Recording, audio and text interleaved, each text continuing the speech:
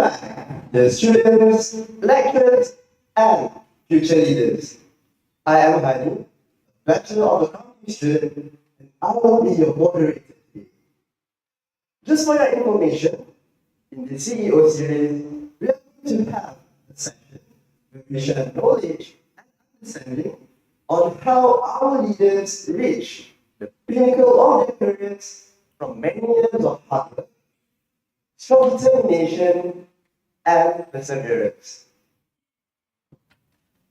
Joining us today in the CEO series, we are truly privileged to have Tan Sri Shahril Rizza Rizwan, who is the chairman of Axiata Group Berhad.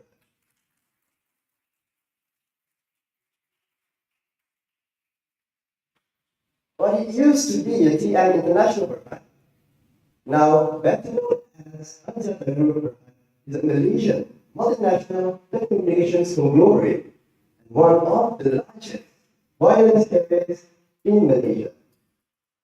From 40 million customers in 2008, it has grown to become a major player in the Asian telecommunications scene with more than 150 million subscribers globally.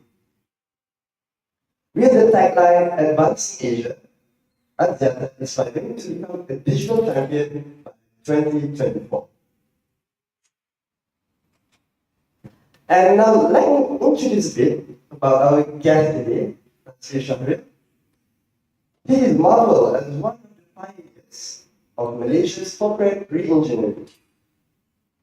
He holds a first-class Bachelor of Civil Law from Oxford University and also a first-class Master of Arts from Cambridge University. As he came from a law background, he has been called to the Malaysian bar as well as the Bar of England and Wales. Then, he served as the legal assistant of Mr. Zain & Co. from 1994 to 1996 before joining Trinity Berhad as special assistant to the executive chairman in 1997. Subsequently, he left Trinity Berhad to join the National Berhad. He was involved in the recovery of distressed companies during the 1998 Asian financial crisis. He later continued to succeed and able to implant his name in the local corporate scene, leading notable companies such as MRC, EPF, as well as Harvard International, where he was selected by the government for the critical roles of managing director and CEO of those companies. Other than that, his stint at EPF saw him leading the organization through a successful digitalization program and developed their investment strategy to yield higher returns. With more than 27 years of experience in the corporate world, Dr. Shahril is an expert in investment activities across various sectors as well as business law. Currently, Dr. Shahril serves as the chairman of both Group as well as Iskandar Waterfront Group. In the meantime, he is also an executive director of Malaysian Airlines as well as Malaysia Aviation Group, where he chairs the board nomination and remuneration committees. And just on his personal side, he is happily married to his intelligent wife, Wan Sri Diana Mun Abdullah, whom he met during his studies in Cambridge University. They share a beautiful and intelligent family of 4 children, a son and 3 daughters together. In the CEO series, we will discuss a very interesting topic, which is survival tips in corporate Malaysia. Hello, Dr. Shahril. Thank you for coming to the CEO series. Thank you very much. Assalamualaikum warahmatullahi wabarakatuh, and a very good afternoon to all of you here. It's a great pleasure, I think, to be able to sit here and answer your questions. I think when I spoke to the team. I told them to say I really like this really interactive. So please, when time comes, more than welcome to ask me questions. I'll try to answer them as much as I can. Kalau boleh, those which I tak boleh answer, I will let you know lah. But otherwise, generally I do like to try and with you. We hope you see the opportunity to do so. Whether during the actual session itself or hopefully maybe even after the with this. Thank you. Okay, thank you, Dustin. We are very honored to have you here, despite your busy and hectic schedule. And just on the lighter note, looking at your position right now, chairman of Answer. Just a suggestion, we might rename our series instead of CEO series. We should rename it to Chairman series. Just that's being After all, today, how are you doing, Dustin? Good. Thank you very much. Thank you, Dustin. Very well, Dustin. We have discussed much information about your professional politics, as well as your achievements. And now, let's get to know you better. Before we start our questions,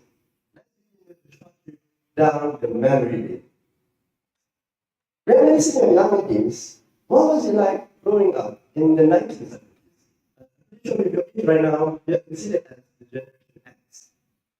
On the other hand, I keep saying with your children, we are considered as the Generation Z. What are the main differences between your childhood and the way your kids were grown up? Yeah, so thanks for the question. I think I grew up in the 70s, and I actually grew up here in Kenya, even though I was born in JB.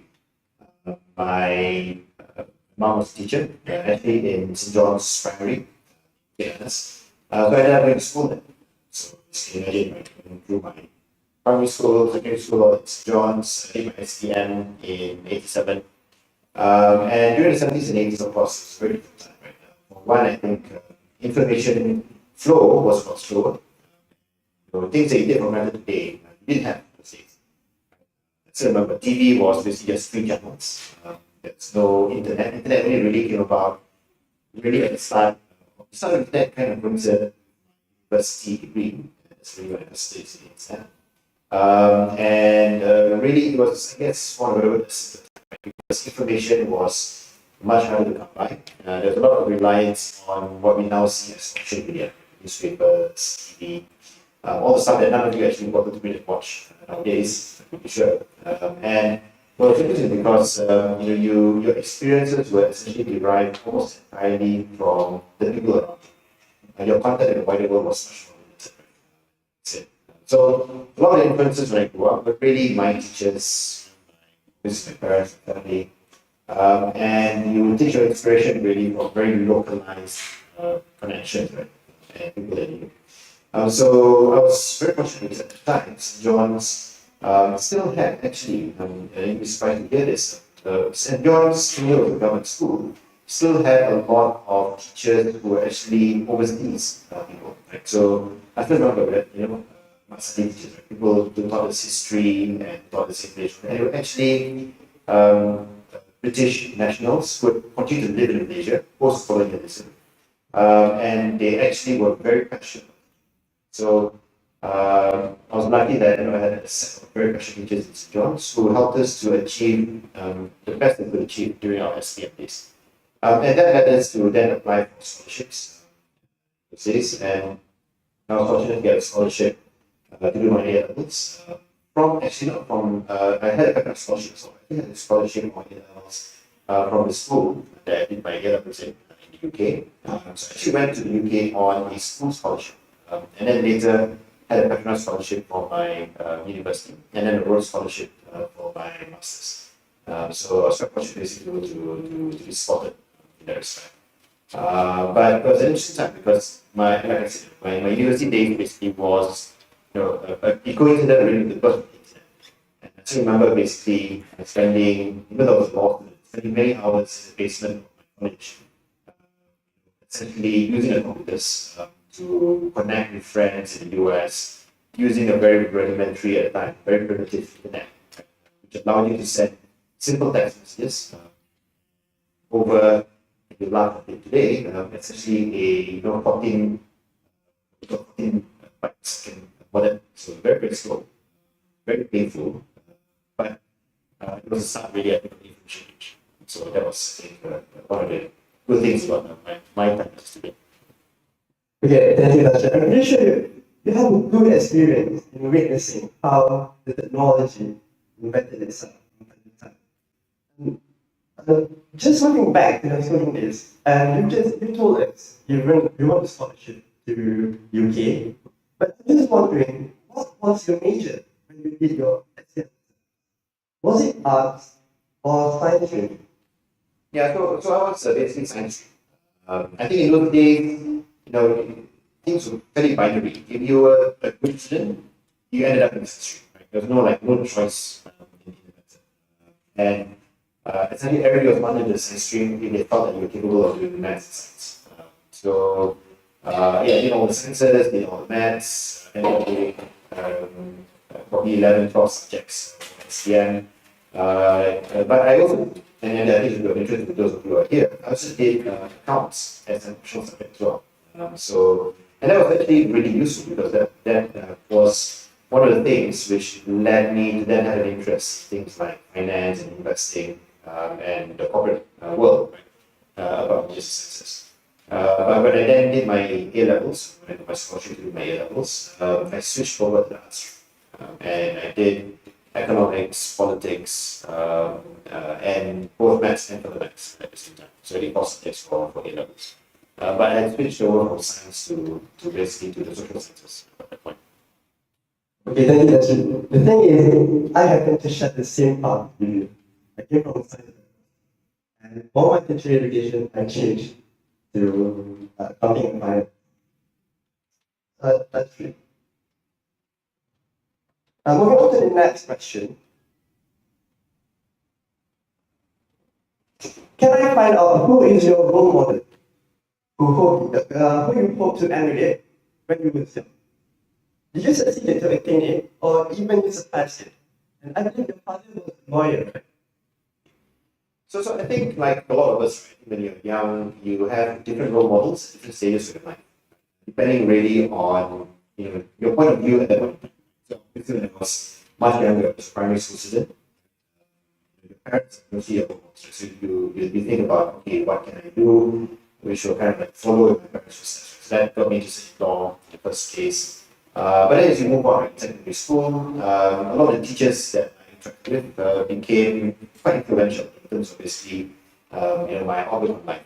Right? So I remember basically, for instance, my geography teacher, right, was quite inspirational, and it led me to have a very big interest in the world, and what goes on in other countries. My history teacher was also quite inspirational as well. Led me to have a very deep interest in history and in basically how politics affects basically decision making and policy making and stuff like that. So I think it's like with a lot of people, your outlook changes, your role models change as you go through life, right? And as I progressed in university, right, took a great interest in social causes and social activism.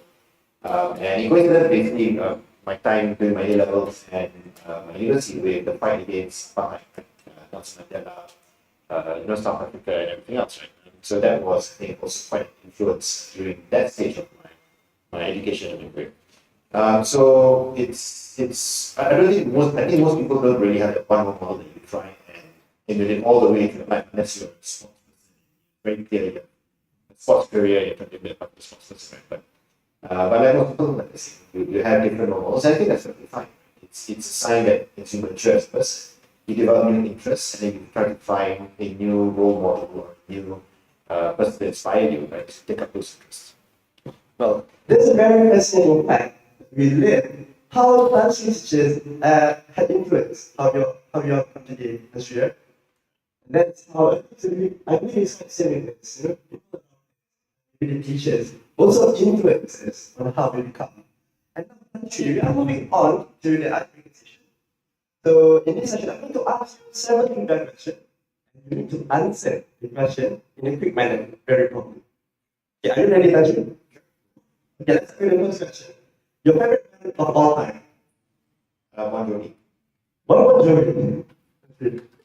Why Bon Jovi? Yeah. Why Jovi? Because, well, they produced lots of good music when I was growing up. You obviously remember that. And I do remember going to their concert. Out of all their hits, which one is your favorite? Yeah, their hits. Their hits. Yeah. Probably Bed of Roses. Do you have any fellow Bon Jovi fans here? Maybe you can see raise your hand. No. Okay, now for the next question, your favorite movie of all The Princess Bride. The Princess Bride. Okay, I mean, do you have any certain memories that related to that movie? No, again, like I said, right, these are all things you grew up with. So these are things you kind of influence your outlook on life. Pop cultural stuff, right? That's been very topical for the moment. Right? So, all of you have your own favorite movies which are relevant to your time and your growing experience. The Princess Bride was quite difficult of my growing experience. Okay, thank you. The foods that you can cook best. Nasi goreng.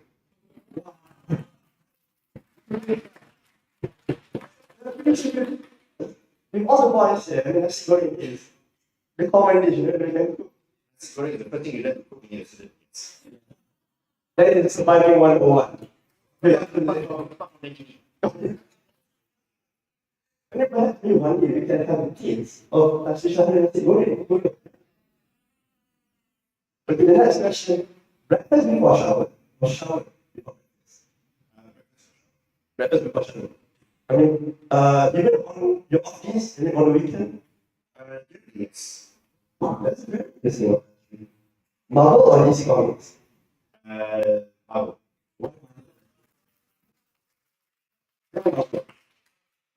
Why Marvel? I grew up reading a lot of comics. So, I think, even growing up, especially comics, like a lot of comics, I grew up. And I think started reading more DC and Vertigo. But over time, you realize that Marvel does a better job of pulling their stories together and using that perspective. So DC has better iconic characters, but don't do a very good job of actually writing the stories. I mean, at your age right now, Marvel is releasing a lot of movies. I mean, do you still catch up with those movies? Yes, I do.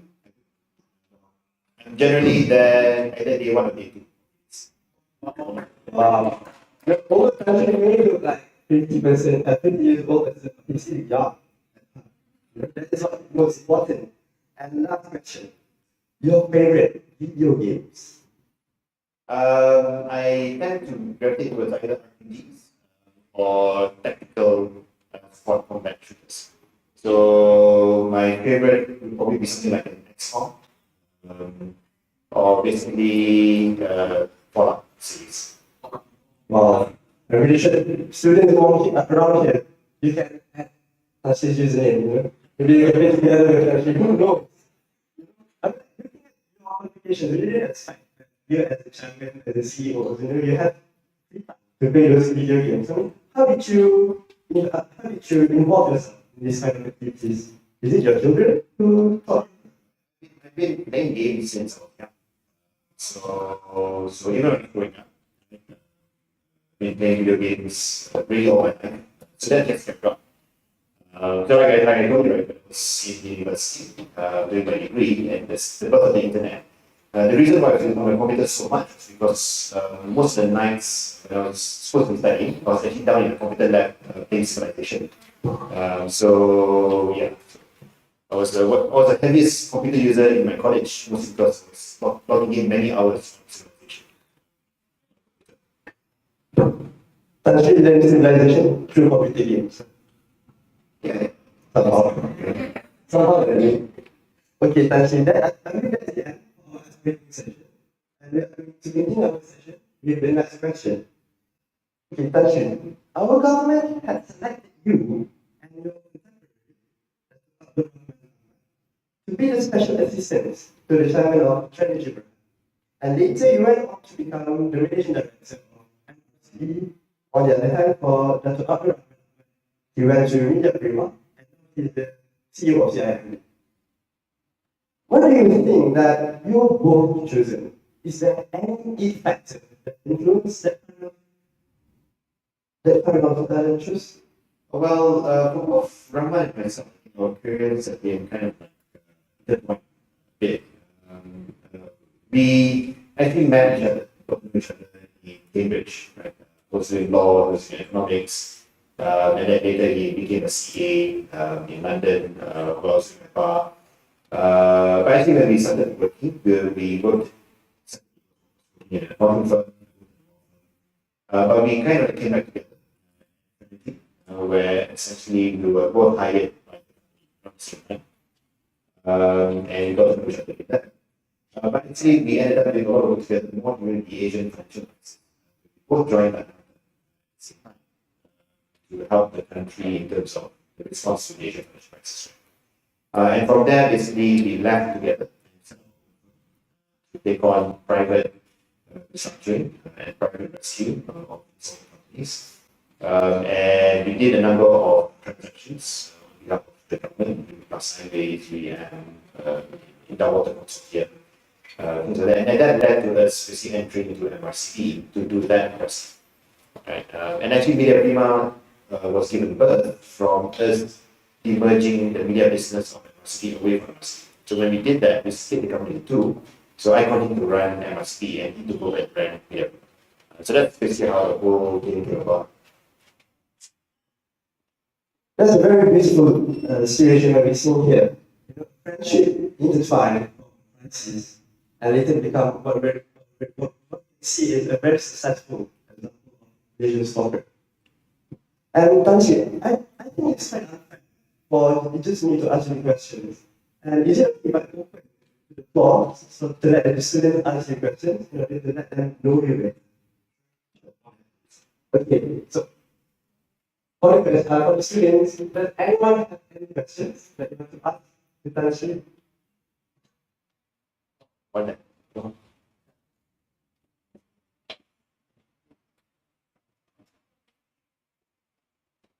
Hello, Kongsi. My name is Nur Sophia Zari. I'm just curious. Since we know that you are studying at Cambridge and at Oxford, what's your university life there? I mean, is it really different in Malaysian life? And since you were one of the selected few who managed to go to Cambridge and Oxford, very prestigious for us, did you face any sort of discrimination there? Yeah. So when I first went to Cambridge, I think I had my plan during my A levels because I thought, and you probably find it different, but I thought I was already in the UK during my A levels. I thought since I'm already making all the way here, I'm going to apply to the best university anyway, right? Because during the A levels, you're supposed to apply to 5 universities, and then depending on what you get, you can choose to go to, right? So made it all the way here, I might as well. It's already here. And I went for the interview, called me for the interview, and then they gave me the offer. So I took it up, of course. And when I first entered Cambridge, I was very nervous. I thought basically that here I am entering the university, right? And probably going to be filled with full of really smart people, right?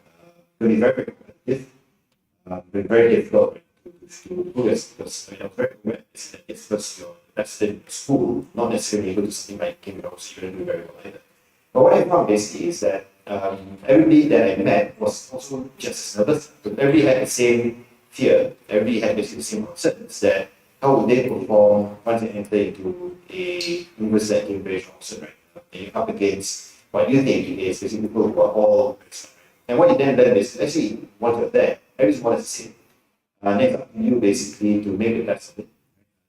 And it boils down to really how much studying you do, right? Whether you keep up with the lessons and you pay attention. And I don't think actually that experience is any different from any university. Right?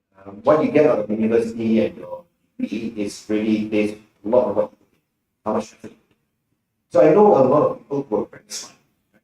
But they didn't actually do very well. Either they ended up flunking out or they ended up with third class. Because they just didn't apply themselves. So there's nothing really like doing the work that is necessary to make success. Right? And you'll see that also when you come to working life. You'll come across a few people. I'm sure some of you will have friends who you know are smart, probably smarter than you, but actually don't do as well as you because they never really make the effort. So one of the lessons that in Cambridge and later in Oxford as well, but this is the same thing again, is that you're willing to put in the work and study and keep up with the lessons, engage with the lecturers and your teachers, then actually you'll do well, irrespective of where you're coming from and which school you're at. So a lot really is down to you as a person to make the most of whatever opportunity. So I was fortunate in the sense that I passed the interview and was given the opportunity to go to Cambridge, right? But I think once you get there, you have to. There's no magic pill or there's no like magic number getting a first class degree. It's all about the work you do and how much effort you need to put in. And that's not whenever I talk to students anywhere in any university. I always tell them basically at the end of the day, it's really up to you to make the most of every opportunity that you get. Okay, thank you, Tanshi. And I believe that is a very good explanation from you, especially for us, local students. Your explanation engages enhance our perspective.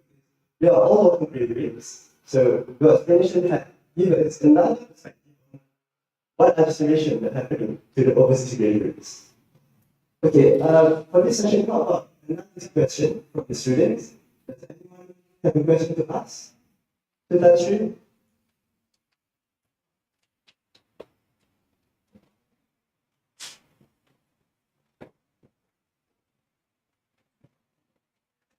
Assalamualaikum Tasri. So I'm Ashraf. So I was a bit bored when Hani introduced you that you have a law background during your studies. So what are the things that make you change your profession into the corporate world? And if you could share what is your experience during the transitioning into the law? Yeah, so like I said, I did law, mostly because when I was doing my A levels, I'm sure about me had the same experience, right? Basically, you don't actually know what you do, right? So you kind of like choose something which you think you want to do, right? You think you'll find interesting, and you go for it, right? Because you have to make choices, I guess, like, not choose, right? So I chose law and did law. I actually really enjoyed the degree. I did very well in the degree. Enjoyed the study of it. But when I started working as a lawyer, I quickly realized basically that over the long term, it's probably not going to be a career. And I realized after about a year of working as a lawyer, I probably didn't want to be a lawyer first. And because of that, I decided, well, if I'm going to feel that way, I'm just going to change quickly, right? Rather than prolonging the decision, right? I'm going to change quickly. So that's when I moved into oil and gas. Because I wanted to learn something new, a new industry, do something different. And I quickly discovered something about myself, which is basically that actually I'm the type of person who likes trying new things and learning new things. And once I get, for want of a word, tired, I feel like learn as much as I can about industry or a particular job, right? I'm more than happy to then change completely to something else. So I went from law to oil and gas, to finance, and banking, to property and infrastructure development, and then to ETF and investments. And most of it is driven basically by a desire to learn new things every 2 or 3 years. So that's really been the path of my career. It's a bit unusual, and it certainly may not be the right thing for everyone. Because a lot of people are more happy to slowly build a career along a particular vertical or particular industry, right? But there are people who are like me who tend to get, not say tired, but who tend to get more interested in something new every 2 to 3 years. And there's nothing wrong with that. It's better to know yourself and what type of person you are. And if you're that type of person, then actually find change every 2 to 3 years, learn something new and apply it in your next job. Well, actually, you had mentioned that you're a person who loves to try new things, and I think it's clearly portrayed when you change your studies from science stream to law, and then after graduating from law to corporate. And corporate question, coming from a legal background, do you feel underqualified or not properly equipped when you started your career in the corporate world? Actually, no. And actually, what you will find, I think, as you start to finish your studies and start to think about, moving on to a career and a job, that what a lot of people are looking for these days is not so much your technical knowledge in the degree that you learn, right? It's important in some cases, obviously, right? But actually what they're looking for more is your attitude towards learning, your attitude towards learning new things, how you interact with people, your skills of communication and persuasion.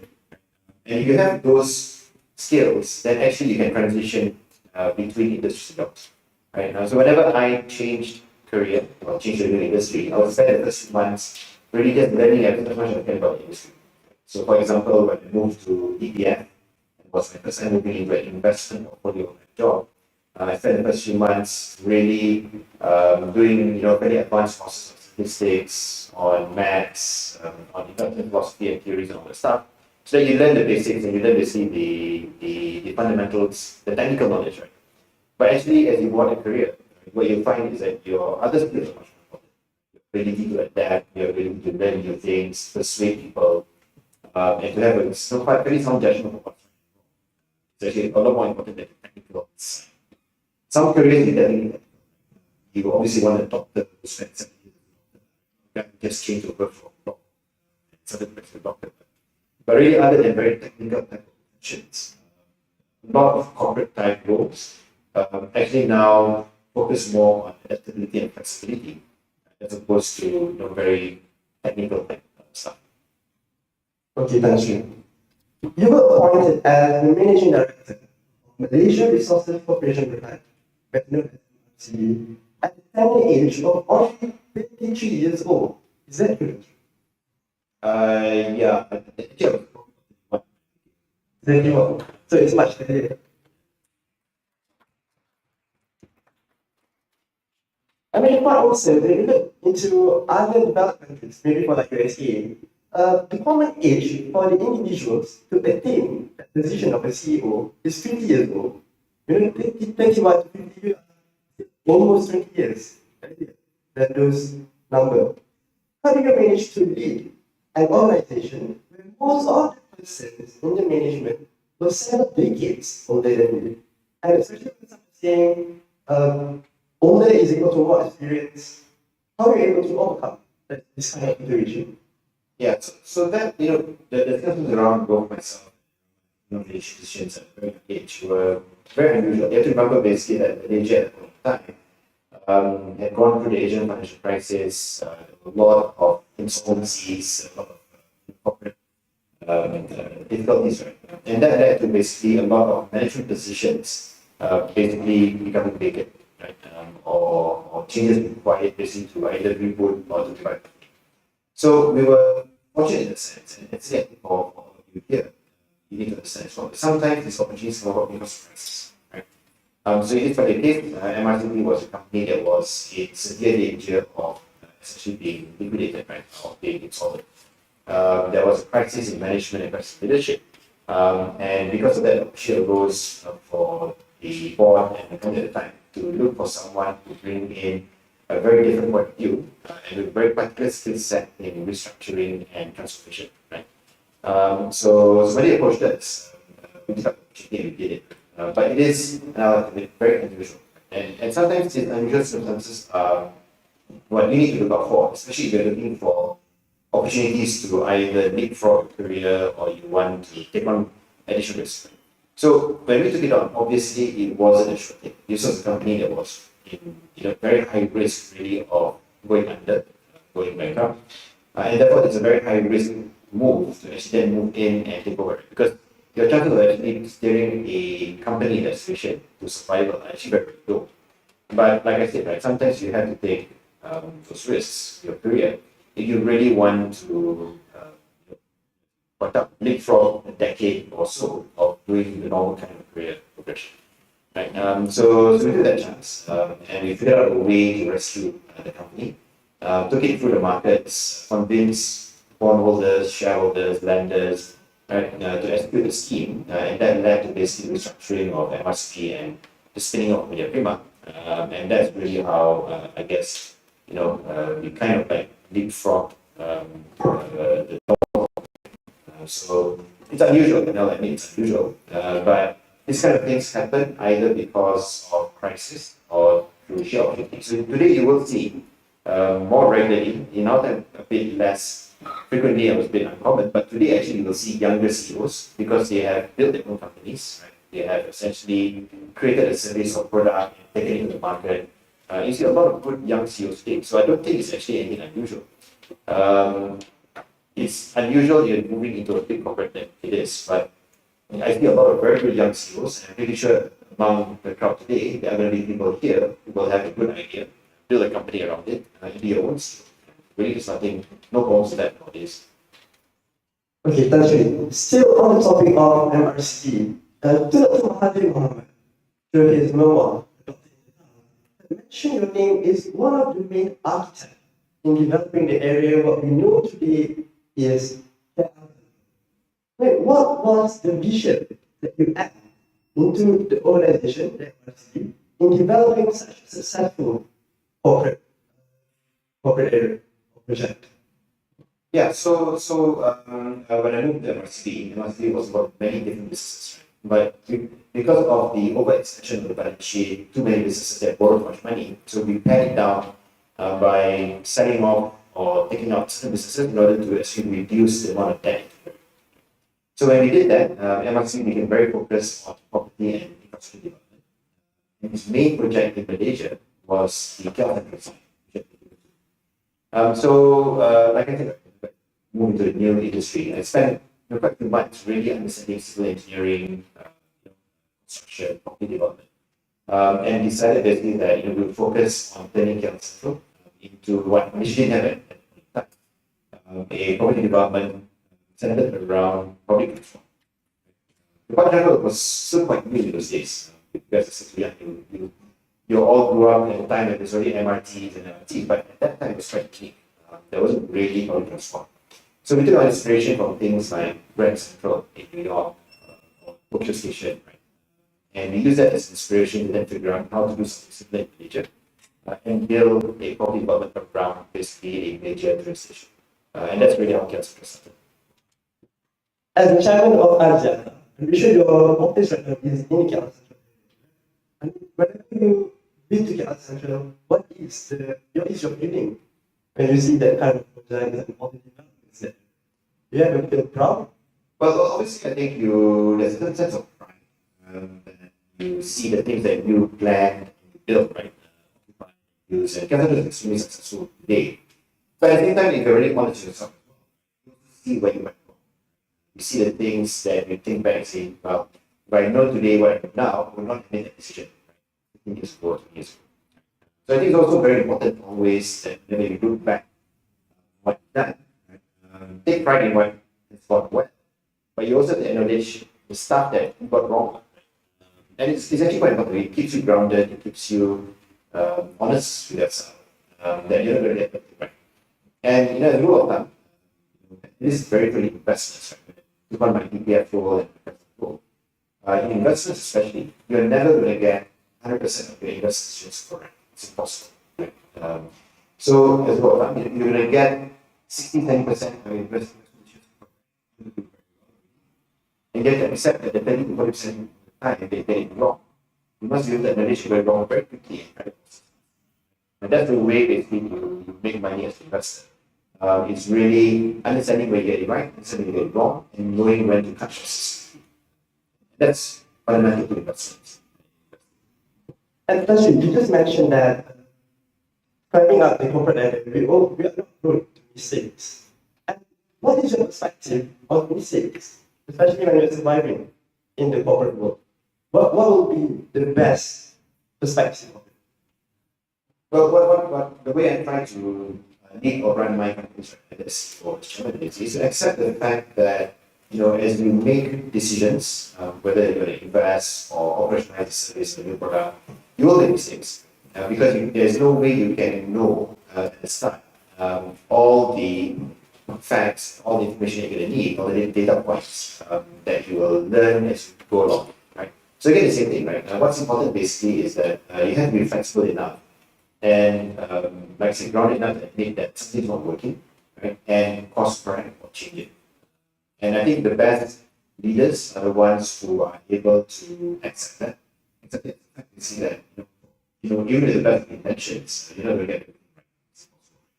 and understand when you need to either accept that you made a fundamental error and this project or this product is not going to work.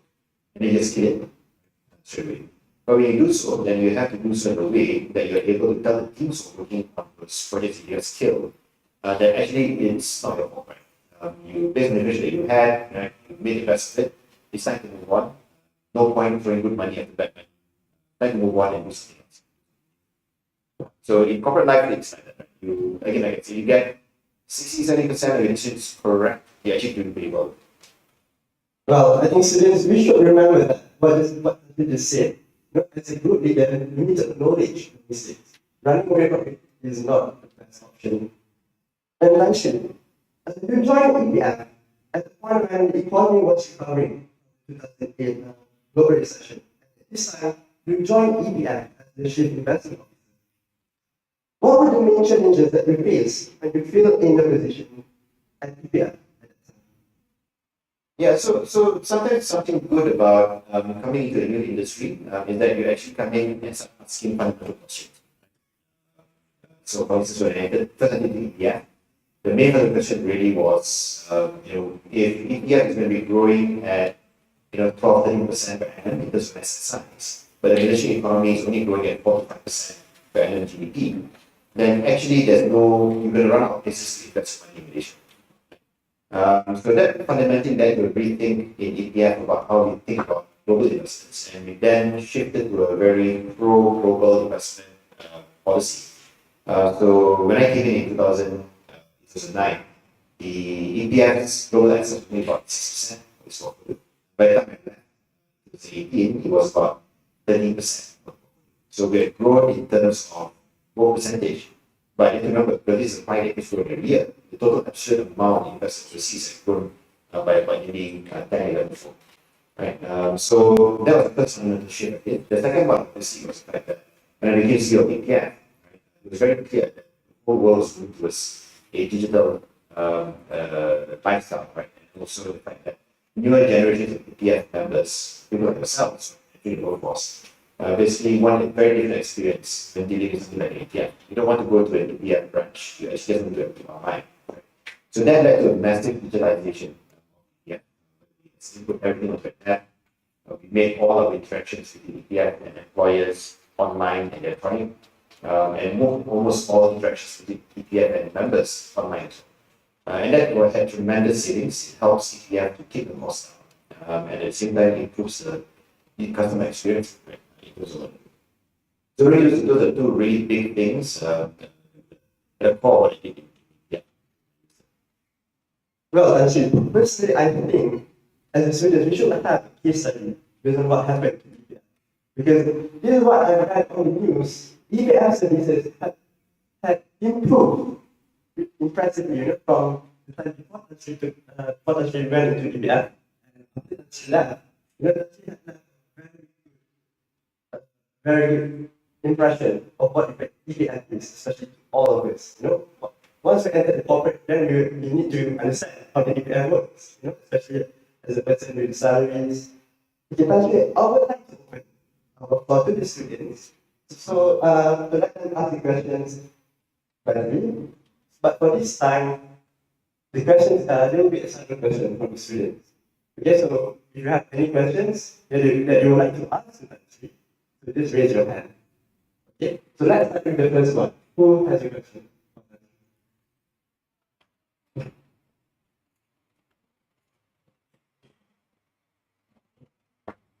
Hi, Tanji. So my name is Nandua. My question is, based on your sharing, we really can learn that we have experience holding top positions as CEO and chairman. So could you please help us to understand the difference between two roles of CEO and also chairman? Because as a student, when we study corporate governance, I think it's quite difficult to imagine from theoretical perspective and what's happening in real world, especially when we are not CEO and chairman. Yeah. Thank you. Yeah, so it's a very good question. And I understand quite what you're doing your now. So fundamentally, I mean, think about something like the CEO. They are the top executive in the company or organization. Their main role really is to run the business. right? So they think about essentially executing a strategy, they think about essentially focusing on the P&L, the bottom line, the human resources, the entire scope of the operations of the company. Normally, they're assisted basically by a bunch of C-suites, right? Like your CFOs, your COOs, and all the rest of it, right? Who then help him to manage those success. But fundamentally, as you always say, right, the success of the company always rests with the CEO. And two things: their ability to strategize, understand where the company is and where it needs to be in the future, and more importantly, then be able to operationalize that strategy, right? So you have CEOs sometimes who are good at strategy, right, really thinking ahead, but sometimes not very good at actually making it happen. They're not detailed enough in terms of operationalization. So the job of the chairman and the board of directors is actually a few things. One is to challenge a CEO in terms of his strategy that putting forward, and to make sure that the strategy is robust, has some data points. But it's not the job of the chairman to then think of the strategy for the company. It's to actually work with the CEO to think of the strategy, because the chairman cannot actually implement the strategy. It's always with the CEO. So you always must work together with the CEO in terms of thinking through the strategy for the company, making sure that the company has enough resources to actually do the strategy. And the reason why I say that is because the key function of the chairman and board of directors is to make sure that whatever gaps the CEO has, right? If it's a CEO who is very strong on vision and strategy, but not so great on execution and details, you need to make sure that that CEO is partnered with a good COO, the chief operating officer, who focuses on details, focuses on execution, right? So the job of the chairman and board is to make sure that you right people to execute that. So we as chairman today, for instance, I don't get involved in how exercise run. That's run by the CEO and the team. Where I get very involved in is understanding the qualities of the CEO and the people around him, making sure that as a team, it's balanced, it covers for any gaps or any weaknesses. The main job is to actually challenge strategy, make sure that we understand why the strategy is going to work, if it's going to work, and then essentially look at capital allocation. Right? Are we investing our money in the right places for the right things? So that fundamentally is kind of a difference. So chairman is there to both partner and challenge the CEO, but the CEO is there to be the main driver of strategy and to execute strategies. Well, thank you, Tanshi, for your answer. I'm pretty sure your answer really helped us in differentiating between those two vital, critical positions in the organization. And especially when we are doing it in government, it's very important to understand the difference between those both positions. Let's continue with the next student who wants to have a question. Tanshi?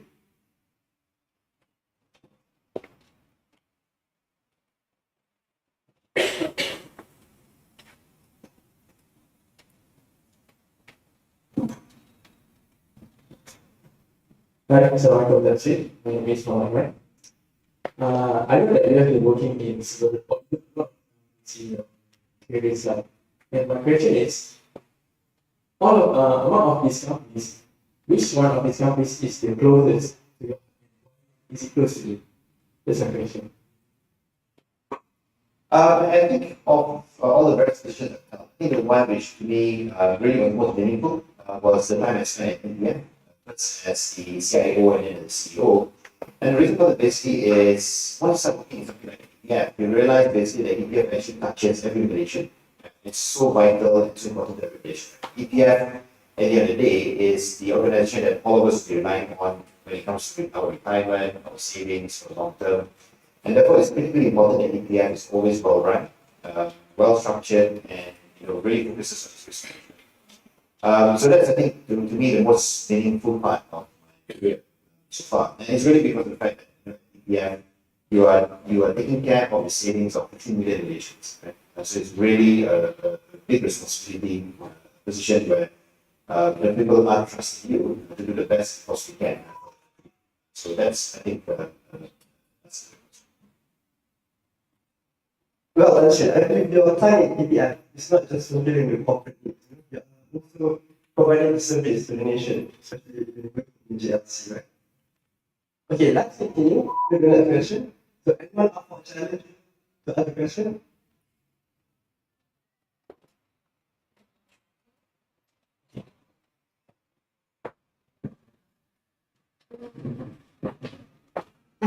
Hello, Jancy. My name is Rajita and it's nice to meet you today. So, I've actually been actively. So, I want to ask you, after years of hard work in this challenging field, do you have any regrets in your rise in this corporate world? That's my question. Thank you. And thank you. I think no real regrets. I think I've been very blessed, fortunate right now. And more importantly, as you say, right, it allowed me to, because I've done so many senior positions by the time I was 50, it's allowed me the option, which I think now, of really stepping back from doing a full-time job. Because I've already done all the big jobs. So that allows me to basically reach 50 and decide I can do other things at the time. So while a lot of people look at trying to get that senior position in their 50s or their 60s, I've been quite, once you say I've already done that, I don't need to do that anymore.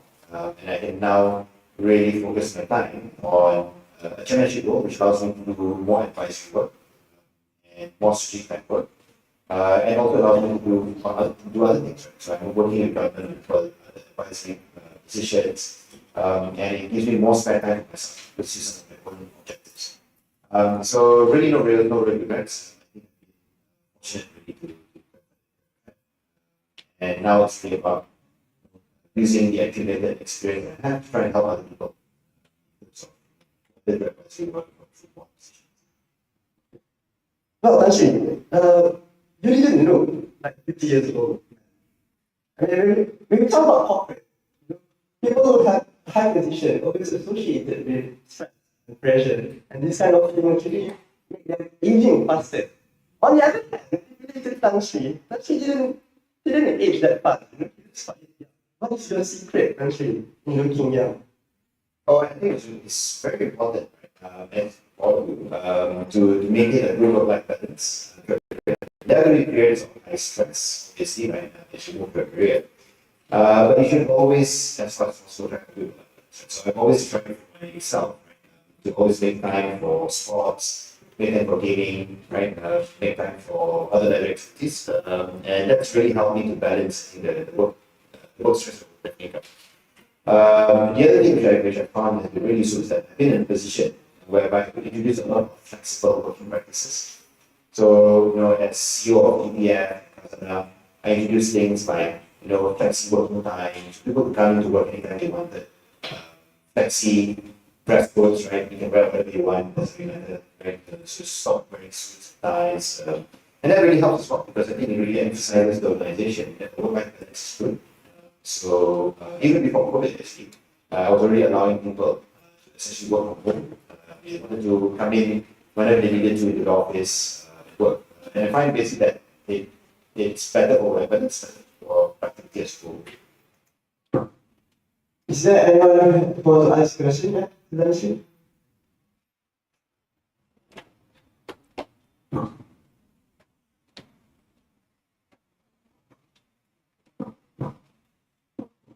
Hi, Ms. Lee. Welcome to MyUNIRAZAK, and it's a great pleasure to have you here today. My name is Dora, and I have a question. I appreciate being a chairman is never easy. How do you actually manage your time with your family in your busy schedule? Thank you. Yeah, I think it's actually quite important that you set aside money. So one of the things I used to do as CEO today as chairman, right, is I tend to decline things like dinner invitations, right? You'll find that as you move up, there's always invitations to lunch, corporate lunches. I tend to decline a lot of that. Mostly because I find that I can use the time better with family in the evenings or doing other things. Right?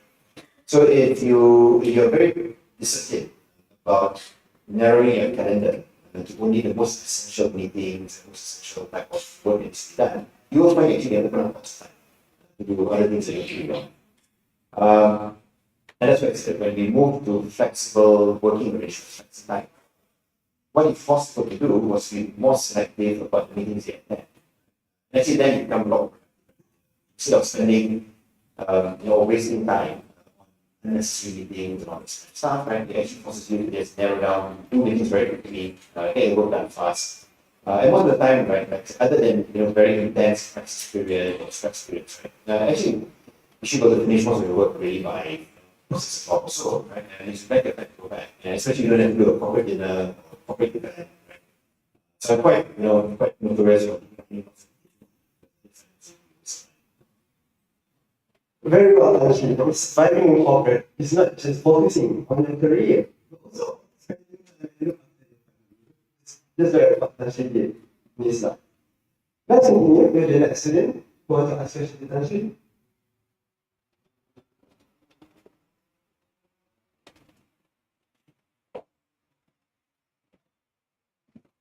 So, Mutasri and Nagul. So actually, this morning I read your biography, which is in 1998, if I'm not mistaken, you are the CEO for the BP thing, and the moderator also said that you are some of the biggest companies in Asia. So, in less than 30 years, that's your experience. So, what is your secret ingredient to your success in this corporate world? I think the biggest part of my success, but it's actually one of the things that I found to be very useful. Basically, is your own personal brand, right? Your personal the trust people have in you, basically as a leader or as a person who can deal with them. So I do a lot of work with government, right? This is a help. And what I found basically is that despite, especially in the last few years, changes in government and everything else, because I've spent many years, being very open in terms of my communication with government. Right? So people in government know that I'll always tell them what I think. They always get an honest feedback, even if it's something they don't want anyone to hear. But at least they know basically that if they ask me, I will tell them this. Right? So there have been many times that I told government certain policies or certain ideas are just bad ideas. So I'm not the type of person who just say it's a good idea because someone asking you, right? You actually have to be able to tell people. But the trick has always been that you're able to tell people in a nice way, and more importantly, give them a concrete solution to achieve what they want to achieve, but maybe not the way they want to achieve it. So there's been a lot of occasions where a policy is bad because of the way they have to implement a policy. The objective may be okay, right? But the policies are just bad. Right? So if you can actually suggest a better way of doing things, you build up trust in you as a person and your capability to actually solve problems for people. So if the government is corporate, so as you start your corporate, right? There'll be many times when your boss or how about we do this, right? And you think it's a bad idea, you should tell people, you think it's a great idea. Right? But you mustn't stop that. You must always be able to then suggest people, right? I think it's a bad idea, I think this is bad idea. So if you are able to develop, I think, a personal orientation, right? I think someone who is able to solve problems constructively, and actually that helps you in your career all the way. Right? So that's really my advice in terms of how you should think about your own career as you start to build it. Very well done. Very well done. And we might continue with another question of students perhaps. Who would like to ask a question?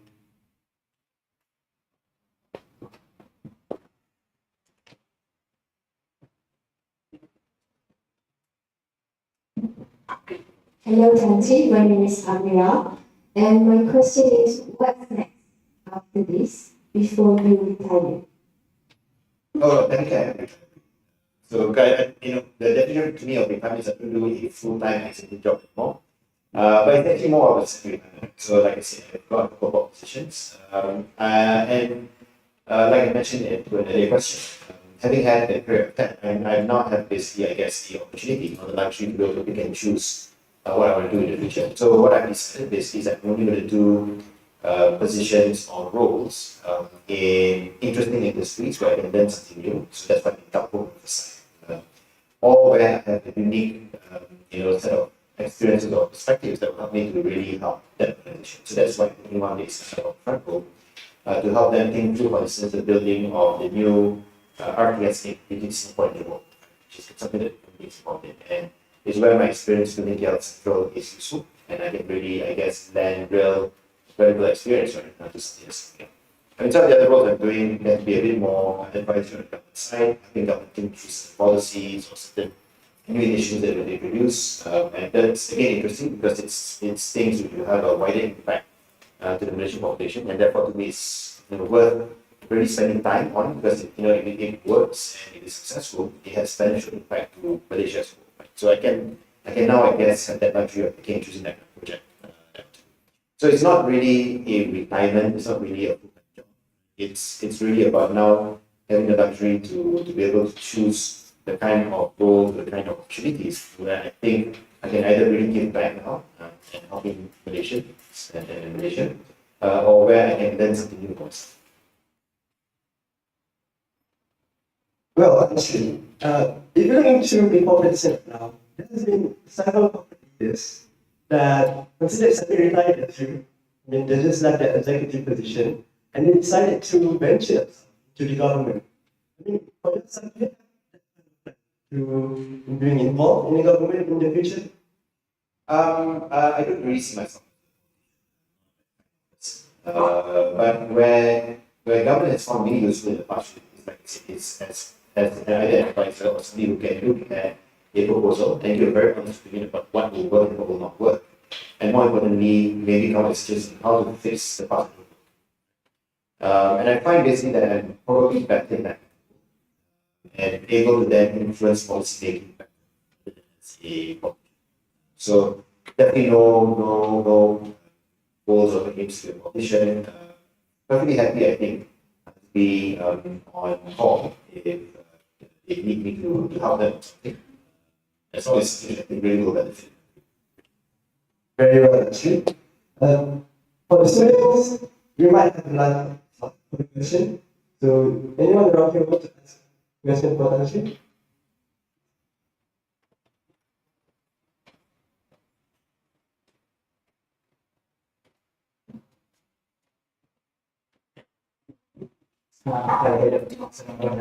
My name is Mus, and I would like to ask, is there any important points where you have your 30 points for the company for executive positions? Because as you said, you are climbing up through diagonally, like company to company, not vertically.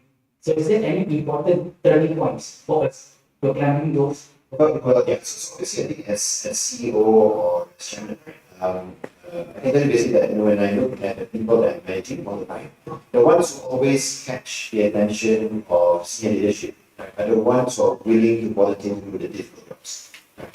So it's easy to, as always, it's easy to look good when you're doing something easy, right? Or when you're involved in business that's really successful. But the ones who really, I think, catch attention are those who are willing to take on riskier positions or difficult positions, right? You have a product that's not doing well, right? But you find someone who's willing to risk their career development by moving into that product, figure out a way to make it. Or you have a service that's failing, and you get someone to fix it. So those are the kind of individuals who tend to move up faster, right? Because they demonstrate an ability to do things well under pressure. They are able to problem solve quickly, and they are adaptable. Right? You can pull them from one part of the company into another. They adapt fast. They learn the business fast and they improve it fast. So what you find, I think, is that sometimes you get opportunities, right? Where your management or your leadership will ask for people to fix the problem, right? Or to go into a difficult subsidiary or difficult associate, right?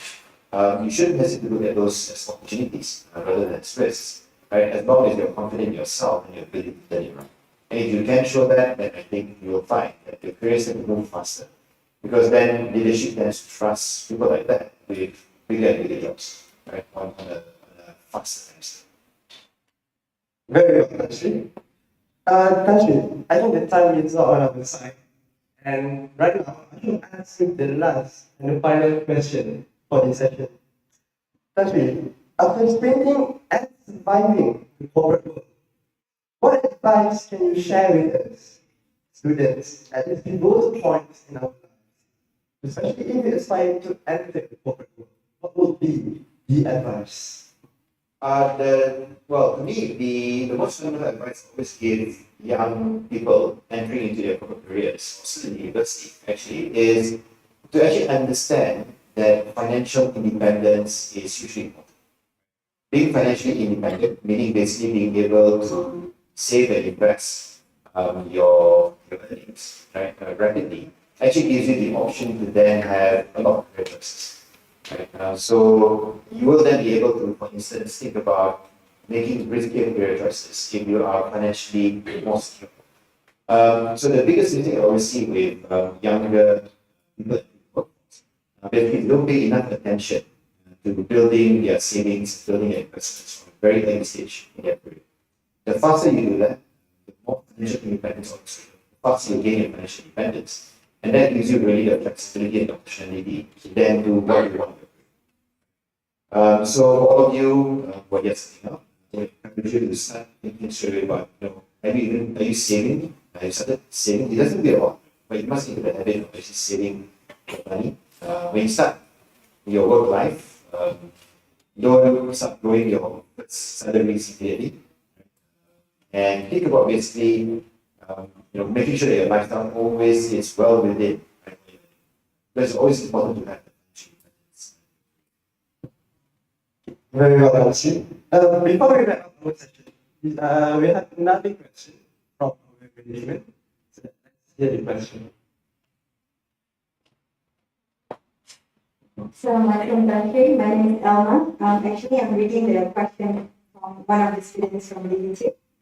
Okay, greetings Tan Sri. Everyone's life has ups and downs, and I'm quite sure that Tan Sri also might have had difficult times in Tan Sri's journey. What were they and how Tan Sri? This question is by Abdullah Zakari, anak perempuan di mana. So obviously, as you go through a career, there are going to be points where things don't work out.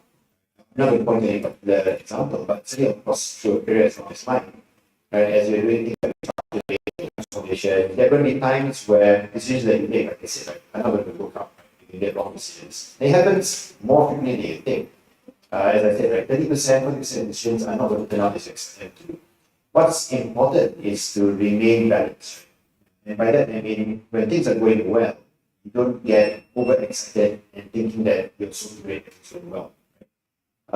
Because sometimes things go well, not because you figured it out or you had some amazing foresight, but sometimes circumstances get in your favor. So certainly as well, when things are not going well, things go badly, you must be balanced as well. Analyze why it worked. Did it not work because you didn't analyze the data? Because you made some wrong assumptions, right? If you can understand why something didn't go well, then actually you can then rationalize it and think, okay, I now know what to do, right, to improve the situation, or to avoid this mistake. So my whole point is that when things are not going well, as even as a student, right, if you're able to understand why it didn't go well, you didn't know what it is. Why didn't it go well? Is it because you studied the wrong thing? Is it because you put enough hours to study something? Right? Then actually you're then able to turn it around for yourself and do better the next time. So that's always my advice. Right? Things will invariably go wrong. It's like that is going to go wrong. If you can understand why it didn't go well, then it gives you the opportunity to improve on it and to avoid it. Very well, actually. And I think as a student, we should remember that some things happening not right, we should go to the source of the problem and fix. Let's say there's something going wrong with your life, go to the source and fix it so that it will improve your life. Actually, on behalf of everyone here today, and also our online audience, I want to thank you for sharing your valuable time to speak at us at the CEO series with the title Survival Tips in Corporate Malaysia.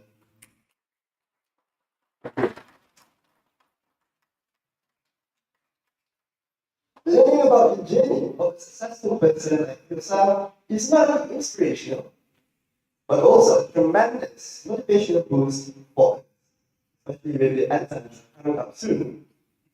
We have arrived at the end of today's CEO series, and a beautiful quote from the real Prime Minister of England, Sir Winston Churchill, which goes, "Success is not final. Failure is not failure. It is the courage to continue that counts." Thank you, Tanjir, for enlightening us with your extensive knowledge and experience. Undoubtedly, you are a prominent inspiration for all of us to emulate. Before we close the session, I want to call upon our Director of Students Experience Department, LSD, Encik Muhammad Safwan Zulkifli, to present our UNIRAZAK appreciation to you.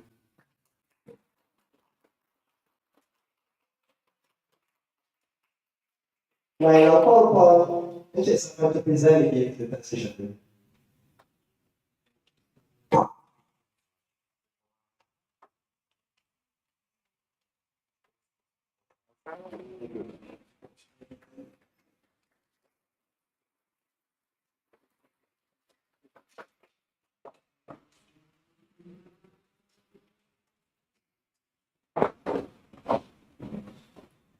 Thank you, Encik Safwan.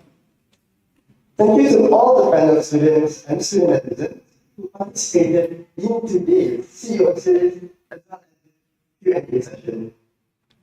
A respectful thanks to our meeting and lecturers, property management, and IT department. A special thanks to the branding department, digital, design, and development, you are truly knowledge center. Last but not least, the student experience department for initiating this valuable sharing session for us. Once again, on behalf of the entire UNIRAZAK team, thank you all. And before we end our session today, I just want to let you guys know, after this, the students please go to the other side of the comments, because after this, you're going to have a photo session with each other. I guess that's it from us. Thank you so much, everyone, and have a good weekend.